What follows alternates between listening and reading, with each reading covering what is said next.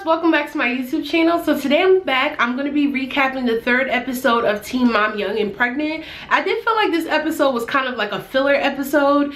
Either everything that happened here could have been added onto last week's episode or the week before. It was kind of not boring, but there's nothing new that happened with the exception of Jade that I felt like needed a whole episode. So the episode starts off with Ashley and Bar having a conversation. It looks like there's been some time to cool off since the argument with his mom and Ashley. Ashley basically says that his mom ruined his baby shower, which y'all already know that I totally disagree with.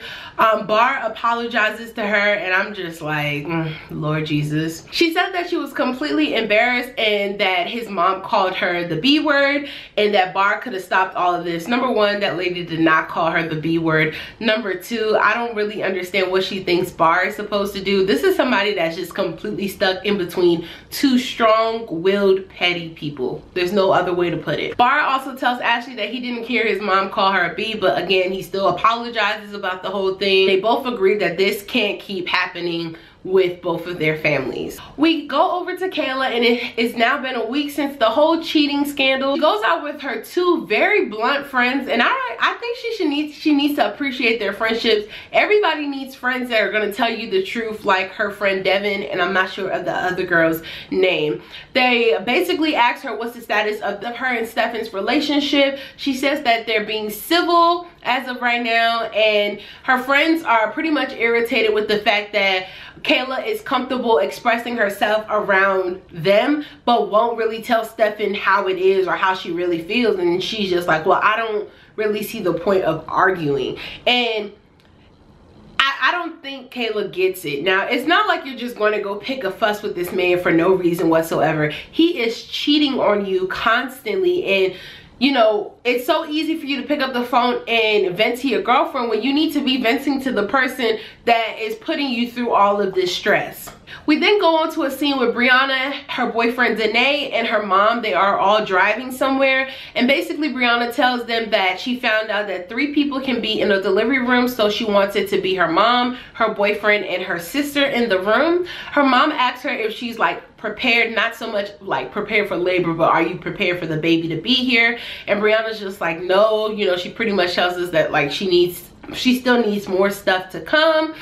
And her mom asks her like, how are y'all finances? Are y'all financially responsible to be off of work during this time? Now, I fully understand why Brianna would need time before and after the baby gets here, but I'm not understanding why Danae has to take off like obviously a significant amount of time for work. I get it, taking a week or 2 off to spend time with your girlfriend and your baby boy, but I'm not understanding why you need to be off all of that time that, you know, the paychecks won't be coming in. I just didn't get it. But Brianna also expresses that she's going to have 2 paychecks coming in, and it's just like, this part just makes you really, you get it, like she's just not getting it. Brianna's mom also says that she just does not want to be held responsible for Brianna, Danae, and their baby. We then go over to Lexi. She tells us that she has now switched over to an accelerated program. She also tells us that she misses Kyler the most out of everything from her old school. And then she tells us that she's been getting some screenshots sent to her of people talking crap about her. She also goes out to dinner with her friends. And before she goes out to dinner, I thought when she said she was getting screenshot that people from like the high school were talking. But when she went to dinner, she explained to us that it's actually like the whole town and that adults are talking about her. I don't agree with that. First of all, do y'all not have anything to do but to discuss a girl being pregnant? Like, I had to do some research on her town because it must be literally this tiny for it to be the talk of the town. Like, for the life of me, I cannot understand. And I feel like there was a lot of pettiness in this episode, especially directed towards Lexi, that I just will not understand. We switch over to Jade and she tells us that she has an appointment, and Jade just looks like she's ready to pop at any second. She looks beautiful, of course, but ready to pop. She tells us that she doesn't want to go to her appointments alone, and she asks her mom if she calls her mom to see if her mom would be willing to go with her. The conversation between her and her mom is much better compared to last episode when her and her mom were just in the outs. She expresses to her mom that she feels like she's huge. Mom's just like, well, welcome to the Fat B Club, and I thought that was a little cute part. She asks her mom, can you come with me to the appointment? Her mom says, I'm not good today. And I'm like, what does that ever mean? I don't understand. What is her mom, if her mom's not working, like, because I don't know, is her mom a photographer? But Jade also said her mom doesn't have a job, so maybe she's a freelance photographer. If you are not working, why don't you come with your daughter? She needs you. You know, I don't understand. Jade also tells us that she just feels really alone and all Sean wants to do is play his games. And she's just worried about just being alone in general. We then switch back to Ashley, and this whole scene is just with Bar, and he is actually on FaceTime with his mother. And his mom basically expresses how Ashley ruined her own baby shower, and I really don't disagree with her. And then she also talks about how from the minute she walked into the baby shower, people had just been pushing her buttons. And I can see that because even me as a viewer watching the episode, I saw some tension when Shen walked into the room. Bar tells his mom that she was being cocky and petty the entire baby shower, and she's just like, how was I being cocky? Like, you know how I am. And I guess he was talking about like during the time with the games. I feel like this is her demeanor. That's how she is. I don't really feel like it was necessarily a cocky thing. Yes, she had the biggest bag, and I really don't feel like Shen was being that overly petty person. What I can't get over from this scene is how Bar has made a huge 160. We see from the episode before at the baby shower, he's apologizing to his mom for Ashley being petty and the whole situation being petty, for him fighting for his mom towards Ashley's family. Then we switch to this episode and he's remorseful, he's sorry in the beginning of the episode. Now he just has this attitude towards his mom. I don't think he's being rude, but you can tell like whatever him and Ashley did or said worked, because you can tell he's all team Ashley now. And then again, I do believe that that Bar just needs to put his foot down in this situation. His mom also talks a little bit more about the whole significant other thing. I've already reiterated that on the last recap. I did feel like it was petty. They could have asked him his name. She also tells Bar that she does not have to take Ashley's attitude, like she doesn't have to deal with Ashley, and that he needs to be in control. And I agree, he needs to be in control of both of these ladies. Like, I think it might take, of course I don't know for sure, it might take just a simple conversation with the both of them and letting them know, I love you both. I'm not going to be in the middle of both of your nonsense. Either get it together for me or that's it. And I feel like that's what he needs to do. He just has two strong-willed ladies yapping at him, and it's just ridiculous at this point. We go back to Kayla, and she goes out to hang out with Stefan. They go out to an arcade, and after they leave the arcade, they sit in the car to have a conversation. And Kayla expresses that she wants a friendship with Stefan. She wants to be civil with Stefan. And she also tells us that, you know, her parents did not get along, so she grew up with having this separate lifestyle, like have one birthday here, one birthday there, and she doesn't want that for her son. And I agree, who would want that? You know, it sometimes it's like that, and it's unfortunate. Kayla and Stefan just need to be civil towards each other. If you're going to have a friendship, that means no boyfriend and girlfriend business. Be strictly friends. But I don't really think they need to be in a relationship, because he clearly cannot keep it in his pants. And basically, Stefan says at the end of that he cannot walk away from Kayla, not only because she is the mother of his child, but because he loves her. And I'm like, I can already see this going back into a whole 360. This is how Stefan gets her. We go to the most irritating scene of the entire episode, and this is with Lexi. She goes, first of all, the scene starts off with her and Kyler having a conversation about whether or not he's going to invite her to homecoming. I really didn't feel like he really asked her like, hey Lexi, will you go with me? But anyways, she decides to go dress shopping anyway with her mom and her best friend. And they go into this store, and I feel like the sales associate, I don't know if it was the sales associate or the owner of the store, but whoever she was, I felt like she was completely, entirely too overly opinionated about the whole situation. She just made it seem like she didn't want the poor girl to shop at her store. when they walk in and they're saying they're going to find a dress, oh well, you need to find something bigger and we need to do alterations and yada yada yada. Lexi has a certain style and she wants to wear her certain styles, and I don't blame her. Don't let your belly stop you, girl. So the lady's just like, no, you can't wear that. You need to wear a bigger dress. You need to wear something foofy. And if the girl don't want to wear it, like, get out of here. I didn't come here for your opinion. So anyway, Lexi still tries on this dress. I think it's a cute dress, but you can clearly see that it's bigger. Obviously, they were going to do alterations. She just didn't like it. It's not her style. And the girl's just like, well, I think this is what you need to wear to cover yourself, yada, yada, yada.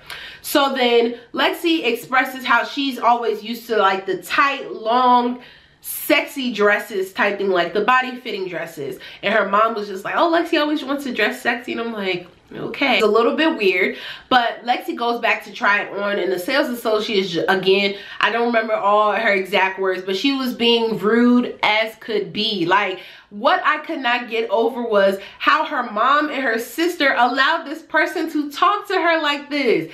Lexi, how could you let this person talk to you? And who is this lady? Is she the local pastor or something that Lexi, like, you know what I'm feeling like she felt like she had to throw these opinions? It was too harsh. Let me know how you feel about that down below. We go back to Brianna and she's having a conversation with Danae as they walk through the town, and you can tell from this segment, you could tell that Danae just does not like Brianna's mom just because. And I don't think Danae understands that Brianna is still a child and still financially responsible for her mom, financially responsible under her mom. She clearly lives with her mom, and her mom has some say. This is not somebody that's like, even if she was still 17, this is not somebody that's living on her own and Brianna's mom is just hopping in y'all business. Y'all in her house. Like, I don't get it. And Danae basically talks about how he didn't like how Brianna's mom was talking about their finances.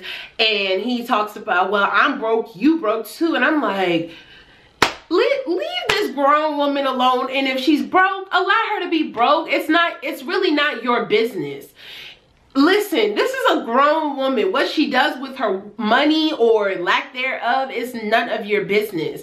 You have to understand that her child that lives in her home is pregnant. So she has every right to ask about finances, because let's be real, when your child's pregnant or your child is living with you, you know you're going to help out. You're not going to, I mean, you're not really going to sit there and be like, well, if your baby don't have milk, your baby don't have milk. Come on now, like, let's be real. So for Danae to say that, I just felt like that was entirely too much. Danae also asks, do you still want me to move in? And Brianna's just like, I don't know, because I'm caught between you and my mother. Like, you know, there's going to be stuff. And Danae's just like, well, if I live with your mom, I have to pay rent. If I live somewhere else, I have to pay rent. So this is my thing. If you're going to have to pay rent regardless, why live with her?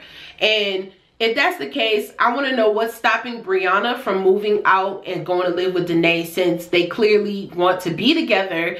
And Danae doesn't want Brianna's mom in their business whatsoever. And Brianna then tries to say something to Danae, and he's just very quick-tempered, and he's just like, I don't care. You can tell that Danae's a very quick-tempered person. And Brianna walks off, starts to cry, and Danae chases after. We go back to Lexi, and she says that she no longer wants to go to the homecoming because she doesn't want to be judged. So she and Kyler go out to a dinner. Basically at the dinner, Lexi asks Kyler, did anybody ask you who you were going to the dance with? And he said, a friend. Just playing the hell out of this poor girl. And she's just like, a friend? She was just like, what are we doing here? And he's like, well, we're just friends. And she was like, you're always around me. What is this? And you can tell she's starting to get fed up with his nonsense, and she tells him that he's pretty much a confusing person. We go to Jade, and she goes out with her friend and her sister, and they go out to like a festival type thing.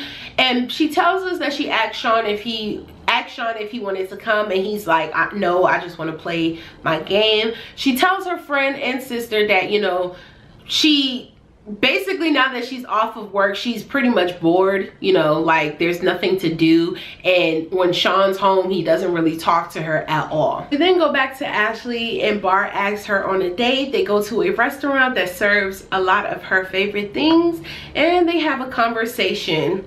Bar basically says that he feels like their relationship has been better since the baby shower, and I'm just like, what happened? Like, what happened? I'm just confused. And he feels like them blending their family is just never going to work. He also says they're not going to invite his mom to the birth, and I'm like, it's really not your place to invite people to the birth, just for the simple fact of I've been there before, and I feel like you need all types of positive energy and the people you want around. So I mean, it was nice for him to say that, and Ashley's just like, well, I don't believe it, let's pinky promise. And he was just like, take my word for it. Next scene is with Kayla. She's having a conversation with her mom, and basically to sum it up, the mom's just like, you know, what happened between you and Stefan?